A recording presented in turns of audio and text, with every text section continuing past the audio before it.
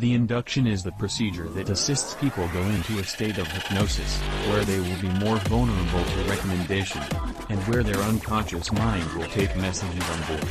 Individuals choose to enter into this state because they want to attain a certain change or improvement in a specific part of their lives, generally. How a hypnotist carries out an induction can vary greatly. Various techniques work well for different people. There can be hundreds and even countless induction scripts or methods. In restorative hypnosis, understood as hypnotherapy, we generally use a method we call progressive relaxation. This implies helping the person to become gradually more and more relaxed till they ultimately fall into the state of hypnosis.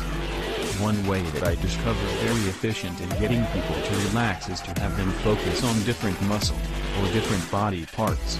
Undoubtedly when you do this, you naturally end up being more relaxed.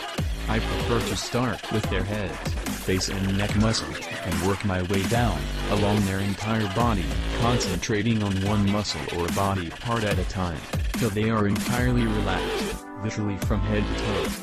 You might do it the other way around, I expect. I decide to work downward as it correlates with sinking much deeper into overall relaxation. We always describe that procedure as going down, even more down. So I just prefer to utilize the technique working downward. The hypnosis induction technique that many people would be familiar with is clearly exactly what they've seen in stage hypnosis. That's a really different method from healing, hypnotherapy inductions.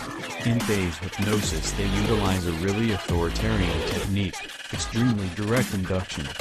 They need to keep a crowd of a number of hundred individuals entertained, which necessitates impact.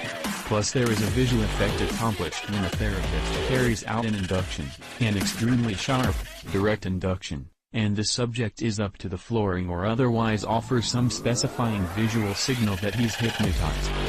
The handshake induction is rather typically recognized also, but in truth, a phase therapist would not try this method without very first ensuring himself that the subject is currently hypnotized, or a minimum of highly prone. The very same is real of self-hypnosis recordings.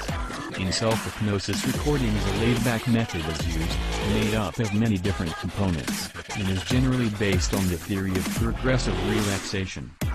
In restorative hypnosis, understood as hypnotherapy, we typically use a strategy we call progressive relaxation.